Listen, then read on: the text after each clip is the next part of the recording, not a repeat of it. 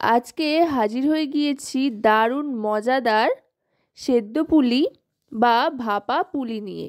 বাজার থেকে কেনা চালের গুঁড়ো দিয়ে অসাধারণ স্বাদের আর খুবই নরম এই পুলি পিঠে একবার কিন্তু খেতেই হবে, না খেলে কিন্তু দারুণ একটা জিনিস মিস হয়ে যাবে। এর জন্য প্রথমেই নিয়ে নিতে হবে খেজুরের গুড়। এখানে 150 গ্রাম পরিমাণে খেজুর গুড় নিয়ে নিচ্ছি। আমি পুরোটা একসাথে দিচ্ছি না, প্রথমে খানিকটা দিয়ে দিচ্ছি, পরে আবার মেশাবো খানিকটা। এবার এর মধ্যে দিয়ে দিচ্ছি নারকেল কোড়া। এখানে কিন্তু একটা মাঝারি সাইজের নারকেল গোটাটাই দিয়ে দিয়েছি কুড়িয়ে। এবার দিয়ে দিলাম নারকেলের জলটাও। নারকেলের জলটা দিয়ে একবার বানিয়ে দেখবেন, দেখবেন দারুণ একটা ফ্লেভার আসবে। গুড় আর নারকেলটা একটু মাখিয়ে নিয়ে তারপরে দুধ দিয়ে গ্যাসটা অন করে দিতে হবে। এবার ভালো করে পাক খাওয়া পর্যন্ত নাড়তে থাকতে হবে। এখানে কিন্তু দুধের পরিমাণটা একদমই অল্প দিয়েছি, ছোট বাটির হাফ বাটি দিয়ে দিয়েছি দুধ। দুধের ফ্লেভারটা শুধুমাত্র দরকার, তা বাদে কিন্তু বেশি দুধ দিলে অনেকক্ষণ সময় লাগবে এই পুরটা তৈরি হতে, তাই অল্প দুধ দিয়ে কিন্তু এটা তৈরি করে নিতে হবে। তাতে করে খুব তাড়াতাড়ি পাকও খেয়ে আসবে আর দারুণ সুন্দর একটা টেক্সচার আসবে। দেখুন কথায় কথায় কিন্তু রঙটা একেবারে চলে এসছে, খুব সুন্দর একটা রং এসছে। এবার গ্যাসের ফ্লেমটা অফ করে দিয়ে পুরটা নামিয়ে নেব। এবার ফ্রাই প্যানের মধ্যে দিয়ে দিচ্ছি জল। এখানে 1 বাটি পরিমাণে জল দিয়ে দিলাম। এবার এর মধ্যে দিয়ে দিচ্ছি নুন হাফ চামচ পরিমাণে।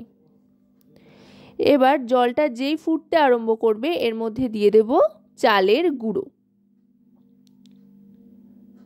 এখানে কিন্তু 1 বাটি পরিমাণে চালের গুঁড়ো দিয়ে দিলাম, মানে এখানে জল আর চালের গুঁড়ো দুটোই সম পরিমাণে ব্যবহার করছি। চালের কাই বানাতে বা চালের গুঁড়োর মণ্ড বানাতে জলের পরিমাণটা কিন্তু চালের গুঁড়োর ওপর নির্ভর করবে। সব চালের গুঁড়ো কিন্তু সমান জল টানে না, চালের গুঁড়ো দিয়ে সেটা বুঝতে হবে কতটা কি জল লাগবে। যাই হোক, এবার কিন্তু এটা নামিয়ে নিয়ে মেখে নিতে হবে। ভালো করে ঠেসে মেখে নিচ্ছি, একদম স্মুথ একটা ডো তৈরি করে নিতে হবে। বেশ হাতের জোর দিয়ে কিন্তু এটাকে মেখে নিতে হবে। দেখুন এবার ডোটা কিন্তু তৈরি হয়ে গিয়েছে। এবার এর থেকে পুলি তৈরি করে নেব। পুলি তৈরি কিন্তু খুবই সহজ, কিছুই না। একটা লেচি কেটে নিয়ে সেটাকে মসৃণভাবে গোল করে নিয়ে এভাবে গর্ত করে নিতে হবে। গর্ত করে নিয়ে এবার এর মধ্যে পুরটা ভরে নেব।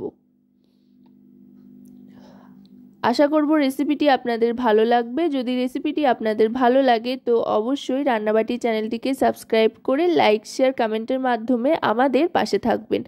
আর যদি রেসিপিটি আপনারা আমাদের ফেসবুক পেজ থেকে দেখেন তো অবশ্যই রান্নাবাটি চ্যানেলটিকে ফলো করার অনুরোধ রইল।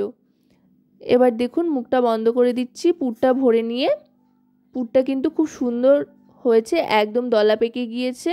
এবার দেখুন পুলির চারপাশ দিয়ে এরকমভাবে মুড়ে দিচ্ছি, এতে করে খুব সুন্দর একটা ডিজাইন তৈরি হবে। আপনারা যদি ডিজাইন চান তো করতে পারেন, আর যদি না চান তো নাও করতে পারেন, তাতেও কিন্তু স্বাদের কোনো হেরফের হবে না, এই যা দেখতে একটু বেশি সুন্দর লাগে আর কি।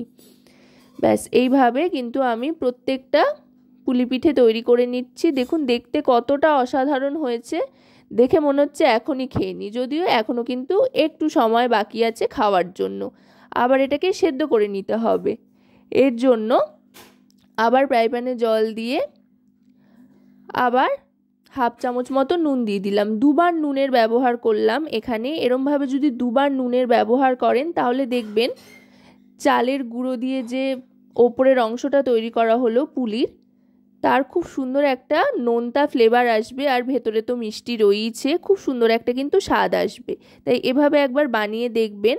আর জলটা ঢাকনা চাপা দিলে তাড়াতাড়ি ফুটে উঠবে।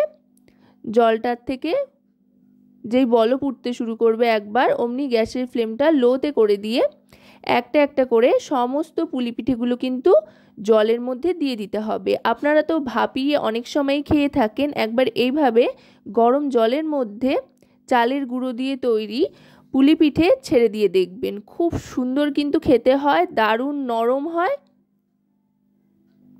আর খুব তাড়াতাড়ি তৈরিও হয়ে যায়। এবার ঢাকনা চাপা দিয়ে দিলাম লো ফ্লেমে। একবার ফুটে ওঠা পর্যন্ত কিন্তু অপেক্ষা করতে হবে। দেখুন ফুটতে আরম্ভ করেছে, একবার ফুটে উঠলেই ঢাকনাটা সরিয়ে নেব। দেখুন নিজের থেকেই কিন্তু পুলি পিঠেগুলো ওপরে ভেসে উঠতে আরম্ভ করেছে।